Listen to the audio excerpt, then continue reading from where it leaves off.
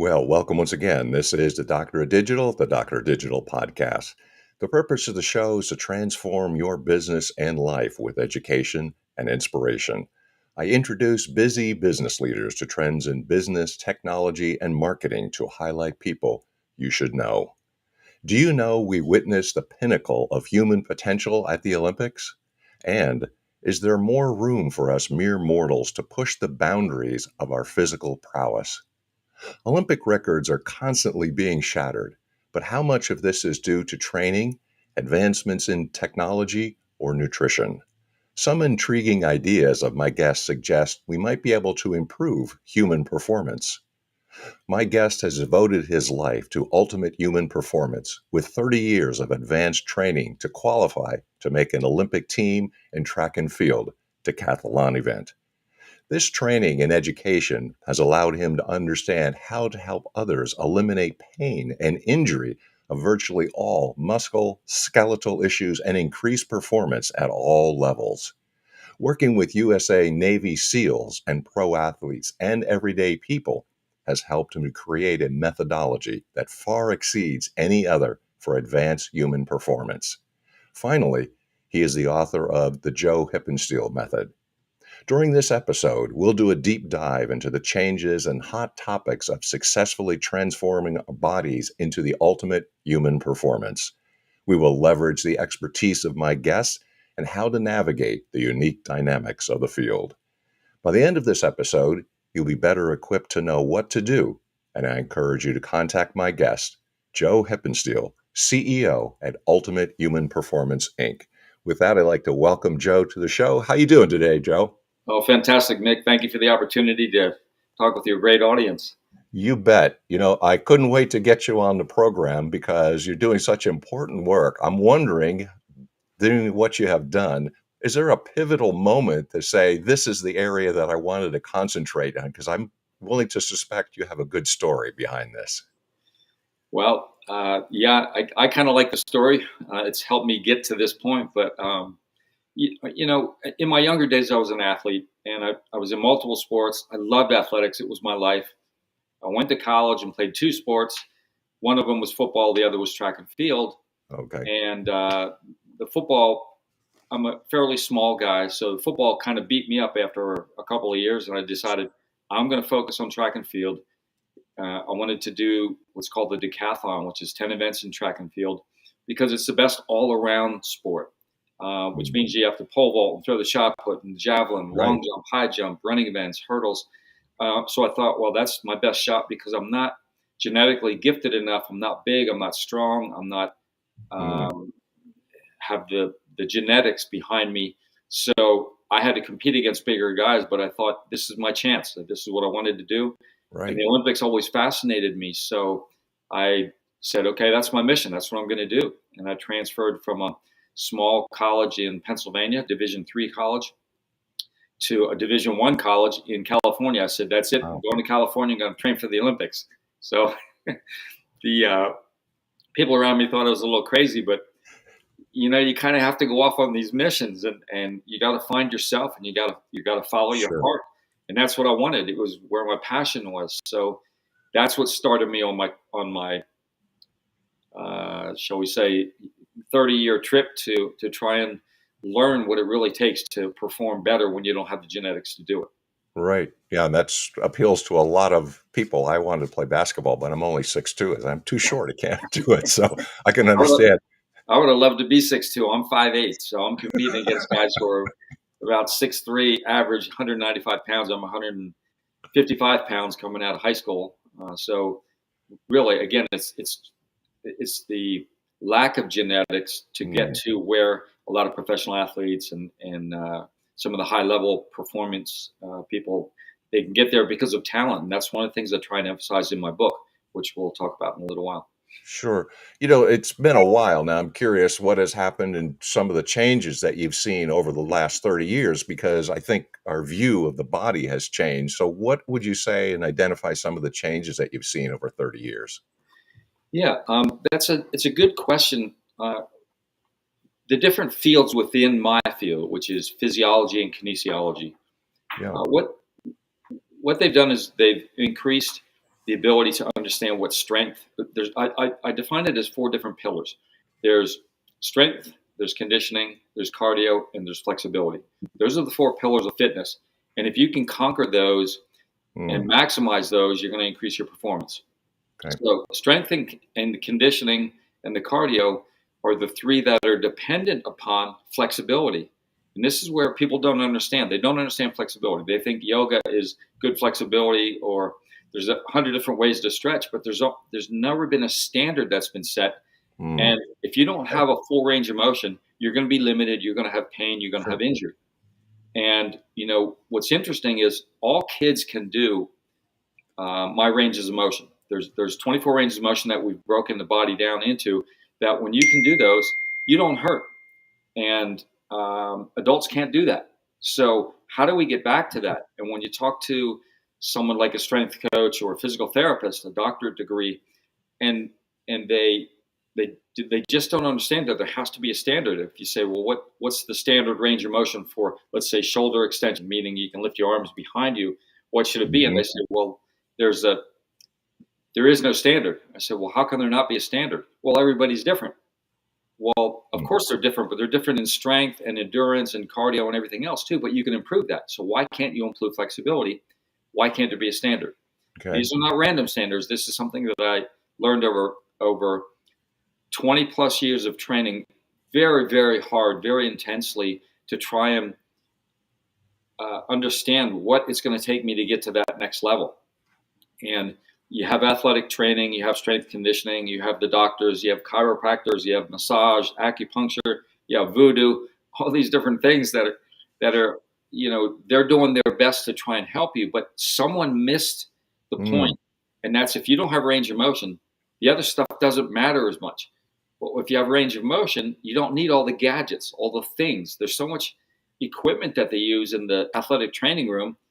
If a group of athletes comes off their practice field and they sit on the massage table and they get some electric stim and they get some compression boots on their calves and all these different gadgets, bottom line is they should open their muscles back up so they can breathe again, so they can have range of motion. And that's what I discovered. That's the changes and the paradigm shift that I'm trying to teach to the world.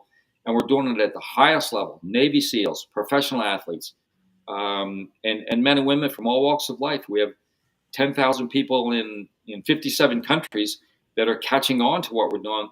And a good analogy, just to help you understand the metaphor, is what we teach is allowing us I compare it to the Tin Man on the Wizard of Oz. He can't move. Yeah. And if you put oil in him, he can move. So how do you do that? You got to do slow, long, sustained, static stretching to get to a certain point where your body can open, and then blood flows in and feeds the muscle once it's open. Otherwise, your body is walking around with frozen steaks. We have to defrost them. We got to get them usable again. And it's there's been resistance in what we teach only because stretching has a bad rep. And there's so many different kinds, and so many clients talk to me and they say, well, I've had a lack of discipline in my stretching. I haven't done a good job of it. And then they kind of smile as if it's some genetic joke, like, oh, well, I just wasn't blessed with flexibility. But they don't know what to do. We're now teaching what to do, and it's working at the highest level. We have saved over 400 Navy SEALs from surgery just by doing what we do. When you look at all the different ailments that are out there, from arthritis, bursitis, tendonitis, bulging disc, migraine headaches, carpal tunnel syndrome, fibromyalgia, restless leg syndrome, tennis elbow, golfer's elbow, plantar fasciitis, all these things are one thing: tension.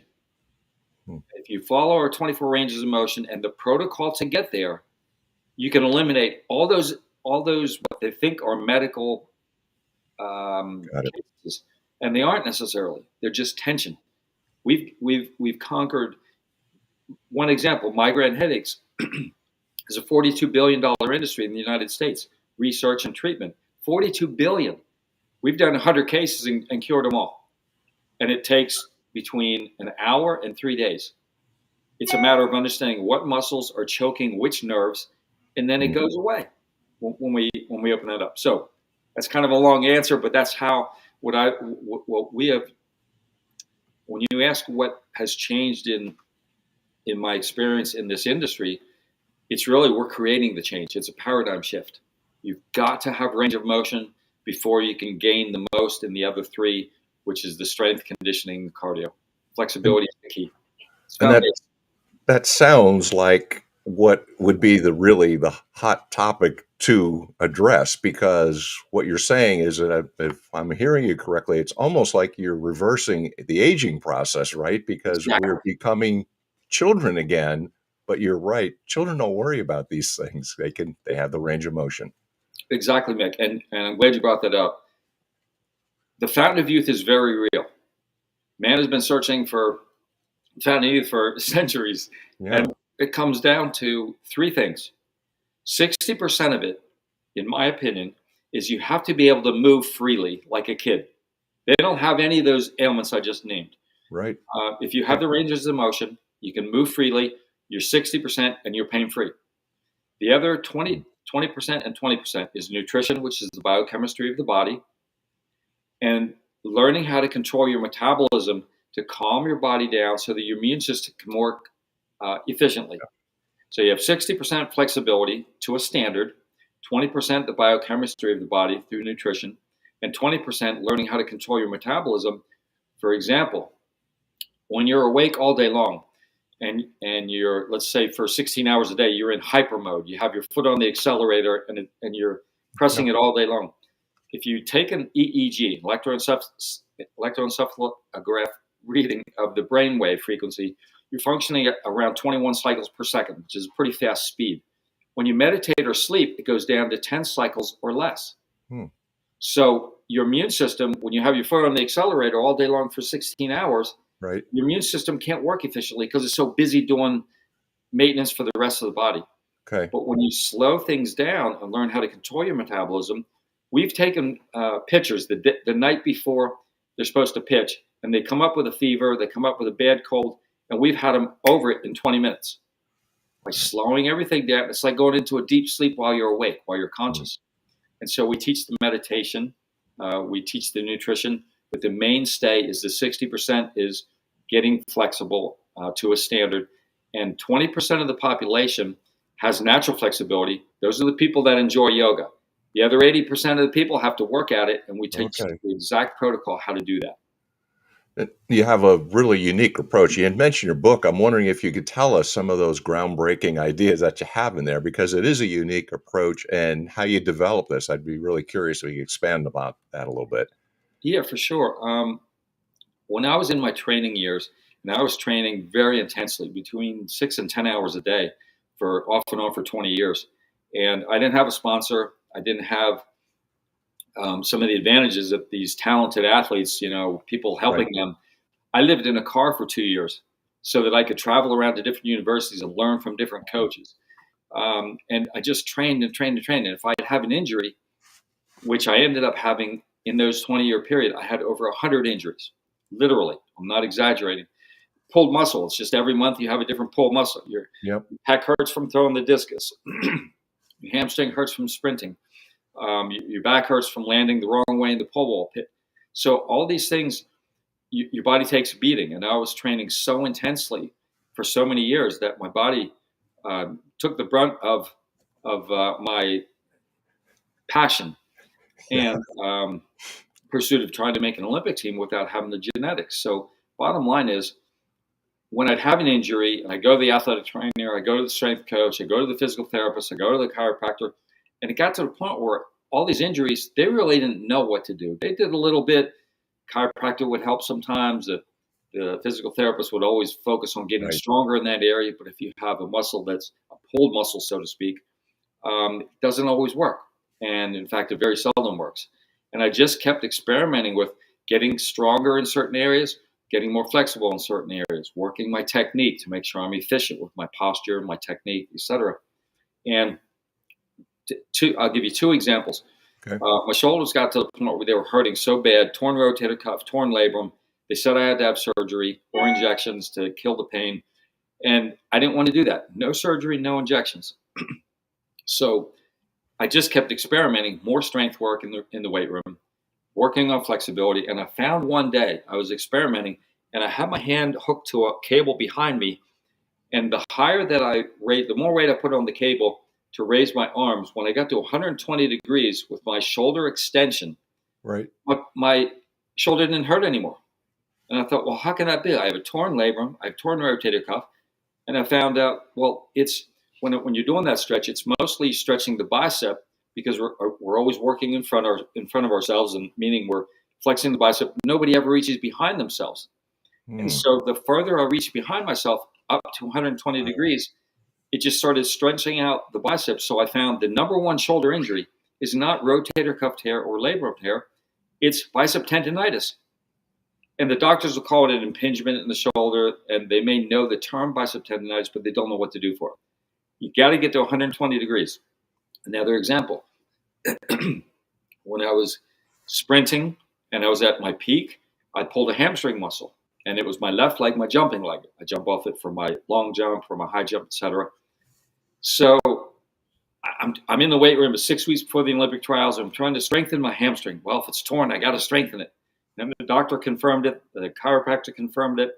The athletic trainer confirmed it. Yeah, it's torn for sure. And so I'm trying to strengthen it. It seemed to get worse, but at night it hurt so bad I would just massage it before I'd go to sleep. Try to Hmm. sleep, and the more I massaged it, the deeper I went, the more I could stretch it. It just felt like I was relieving something.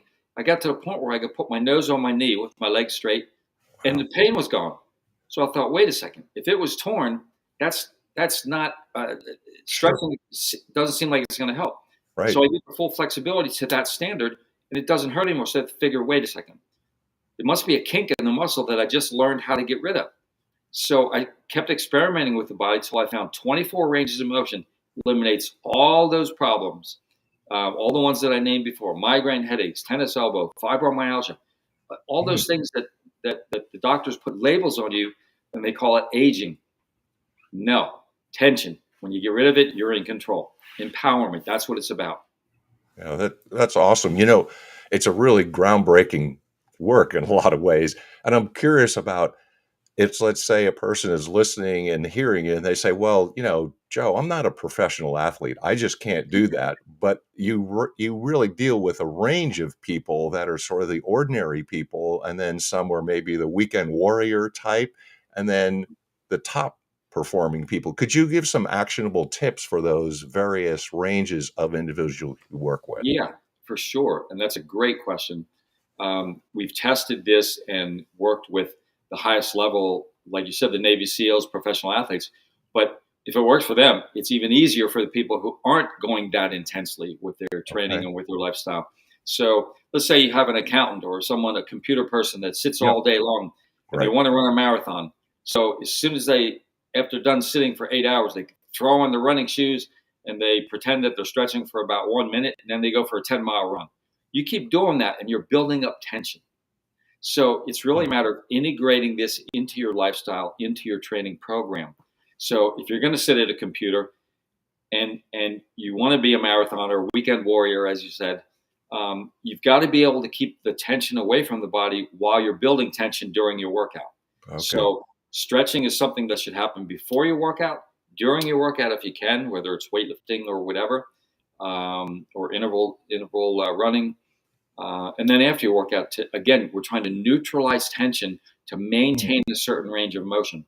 So following this protocol gives you an exact plan, 24 ranges of motion. You may only need 10 of them if you're doing lower body stuff. If you're doing upper body and you're a sport where you need more upper body, you have to do both.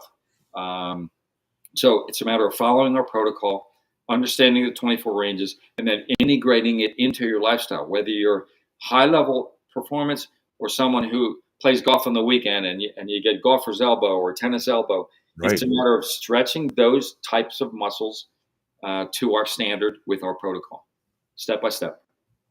That's really helpful. I think that's what will help a lot of people hear that. And knowing that it's actually for everyone and at different levels and high levels. And that's really what you're addressing. We've mentioned the book because we talked about some of the changes and topics that you're familiar with.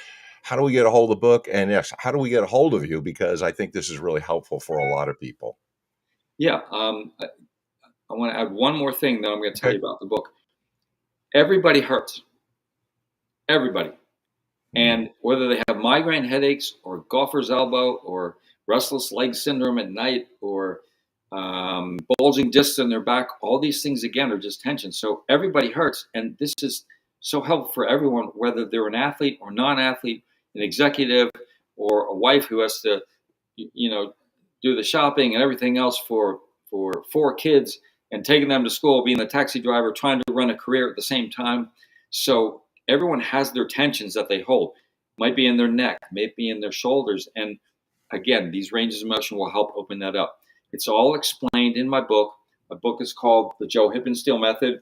Here's Okay. a poster of it. And it goes through the whole protocol of what we do. I then have a website, ultimatehumanperformance.com. Okay. That's ultimatehumanperformance.com. Or if you look up Joe Hippensteel, you'll find the book on Amazon. We launched the book in December, and we hit bestseller status in 4 categories the first week. And we just now, this week, released the second edition, which is a little bit more condensed, a little bit better editing. I'm happy with it, and we're really starting to make a dent and help people with becoming pain-free, finding that fountain of youth, sending them on that mission. It's something that everybody has been looking for a very long time. It's a century-old search, and I think you may have stumbled across some really insightful tips. Joe, thanks for so much for what you've been able to share and what you've been able to accomplish. And it seems like, well, it's only been 30 years, but to put it together in a very digestible and helpful way. So I appreciate your time and your expertise. My pleasure. Thank you. Thanks for what you're doing. You're inspiring a lot of people, educating a lot of people, and that's what it's about in life. It's a mission, and the more you learn, the more you can be inspired, the further you can go, and it becomes an empowering and enriching life. So thank you for the opportunity. Appreciate it. Oh, you bet. Thanks, Joe. Take care. All right. So if you've learned as much as I have, hopefully that what you have is also going to tell us other people about the show. So we want to make sure that you like, subscribe, positively review, and share the Doctor of Digital podcast to keep guests like Joe who are inspiring us to do better every single day. I also want to thank the sponsors of both the publications Burning America and On Track, Ian Hunter, for their support for the program. Until next time, and keep the guests coming and all the support coming. I appreciate it. This is the Doctor of Digital signing off. Until next time, Deus Volt.